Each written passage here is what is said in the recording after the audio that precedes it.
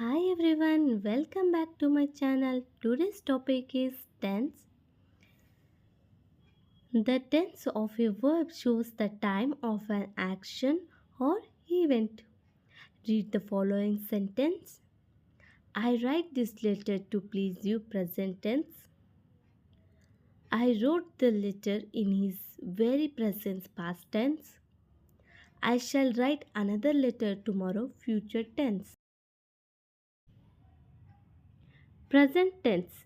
A verb that refers to present time is said to be present tense. Example: I write, I love, I like. Past tense. A verb that refers to past time is said to be past tense. Example: I wrote, I loved, I liked.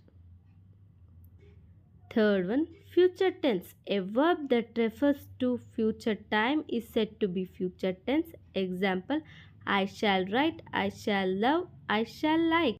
Thanks for watching. Please subscribe our channel for more videos.